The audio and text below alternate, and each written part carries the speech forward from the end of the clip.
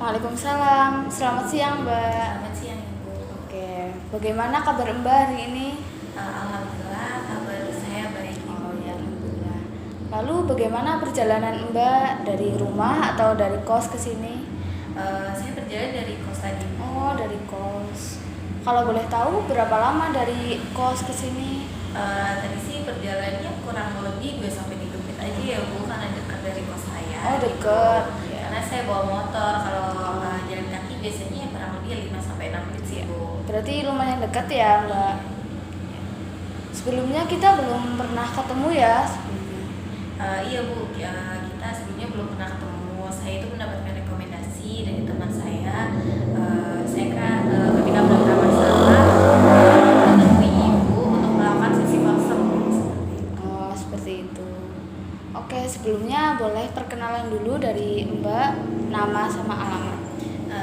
Sebelumnya perkenalkan Bu, nama saya Bunga Nurina Safitri, biasa dipanggil Bunga. Saya alamatnya dari Karangmoncol Purbalingga. Oh, dari Purbalingga. Iya. Berarti di sini ngekos kayak gitu ya? Iya. Sambil kuliah. Iya. Oh iya. Oh ya, salam kenal juga ya Mbak Bunga. Perkenalkan juga nama saya Zahrutun Aziza. Mbak Bunga di sini bisa panggil saya Mbak Ziza atau Mbak Zahro. Oke, saya panggilnya Ibu Sisa aja. Oke, ya, Bu. Ibu ya, iya ya. Oke, apakah ada yang bisa saya bantu di pertemuan ini?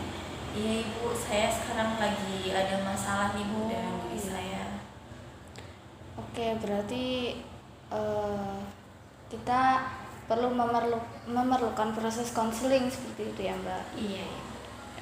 Oke, sebelumnya sebelum kita memulai proses konseling, saya ingin menjelaskan mengenai dalam proses konseling ini kita ada yang namanya asas kerahasiaan. Nah, jadi di sini Mbak Bunga bebas untuk menceritakan keluh kesah Mbak Bunga mengenai masalah Mbak Bunga secara terbuka kepada saya. Lalu untuk waktu kita batasi sampai 15 menit ya Mbak. Oke. Siap Ibu. Oke, mulai. Jadi sekarang bisa dimulai Mbak Bunga untuk menceritakan keluh kesah Mbak Bunga. Oke Ibu, jadi masalah saya ya Bu sekarang saya tuh susah konsentrasi atau nggak bisa fokus dalam satu hal gitu Bu. Jadi itu sangat mengganggu ya dalam aktivitas saya gitu Bu. Contohnya ketika saya kuliah ya Bu, saya tuh nggak bisa memperhatikan dosen 100% gitu loh Bu. Jadi ketika kuliah saya mikirin hal-hal lain gitu Bu. Jadi ya itu bermasalah sih buat diri saya Bu. Iya. Ya, saya paham, pasti ini membuat Mbak Bunga itu nggak nyaman ya kalau dalam posisi yang sekarang ini susah konsentrasi seperti itu. Lalu apakah menurut Mbak Bunga itu ada sesuatu hal yang dipikirkan Mbak Bunga kayak yang membuat Mbak Bunga itu susah banget konsentrasi saat kuliah itu? Jadi memang saya selain kuliah kan saya juga ikut beberapa organisasi ya Bu, terus juga ikut kegiatan di kampus dan saya juga bekerja sih Bu, walaupun nggak full time ya, ikut part time juga gitulah ya Bu. Ya dikit-dikit lah buat uang jajan gitu ya. Nah itu tuh awalnya saya mikir saya bisa membagi waktu untuk memanajemen waktu.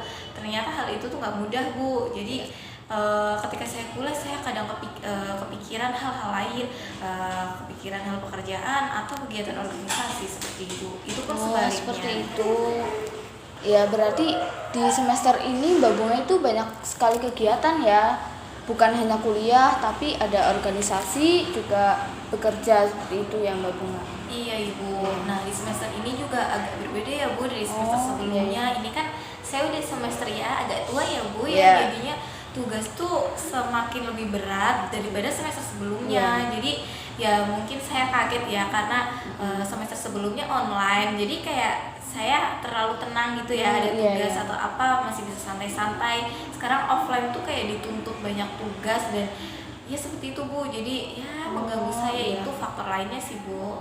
Jadi semester ini tuh banyak tugas-tugas kayak gitu ya dari dosen juga. Jadinya Anda jadi susah untuk membagi-bagi waktu antara organisasi, tugas juga serta pekerjaan Mbak Bunga seperti itu ya. Iya Ibu, jadi nggak bisa fokus dalam satu hal gitu karena banyak pikiran sih Bu. Oh iya. Lalu apakah Mbak Bunga itu sudah mencoba kayak alternatif mengenai solusi atas permasalahan Mbak Bunga ini? Ya saya pas itu sih saya menyadari ya Bu kalau diri saya lagi bermasalah nih Bu, karena nggak bisa fokus gitu, karena saya ngelihat nilai-nilai saya juga kalau ada tugas harian nggak maksimal gitu ya Bu. Terus saya berusaha untuk memperbaiki diri saya mencoba fokus 100% untuk berusaha semaksimal mungkin gitu biar fokus dalam satu hal gitu. Memang awalnya saya bisa Bu untuk fokus gitu, tapi lama-kelamaan itu menguras tenaga saya ya Bu. Jadi itu bertahan ya mungkin ketika kuliah bertahan di menit-menit awal gitu Bu saya fokus, tapi setelah itu kadang kepikiran hal lain lagi Bu seperti itu. Berarti sebenarnya Mbak Bunga udah mencoba ya untuk mengatasi permasalahan Mbak Bunga tersebut, tapi belum sepenuhnya maksimal bagi Mbak Bunga seperti itu. Iya Ibu, saya sudah mencoba tapi ternyata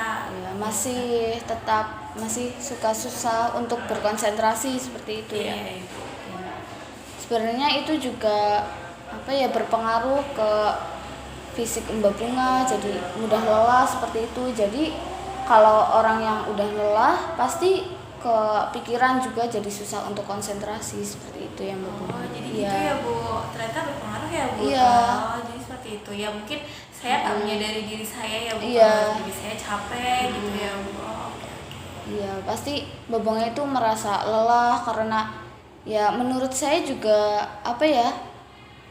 kalau di antara 3 itu organisasi, pekerjaan, kuliah itu menurut saya cukup berat ya untuk dibagi-bagi waktunya juga harus harus bisa. Nggak semua orang bisa seperti itu Mbak. Jadi ya saya paham pasti ini ya lumayan berat untuk Mbak Bunga sehingga mengganggu kenyamanan Mbak Bunga untuk konsentrasi terhadap suatu kegiatan Mbak Bunga. Iya Ibu. Terus saya juga meminta solusi nih Bu, karena solusi pertama saya ini gagal ya Bu. Jadi saya butuh bantuan Ibu, mungkin gimana sih cara mengatasi permasalahan saya gitu Bu. Jadi Mbak Bunga udah pernah kayak mencatat jadwal kegiatan Mbak Bunga seperti itu? Belum Ibu. Oh belum.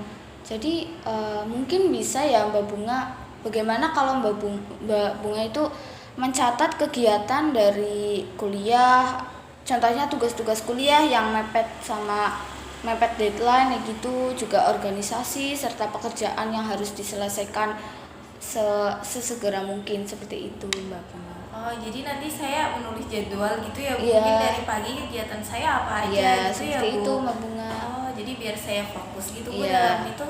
Oh oke Bu. Jadi mungkin dengan cara seperti itu Mbak Bunga bisa membagi waktu antara organisasi, kuliah sama pekerjaan Mbak Bunga.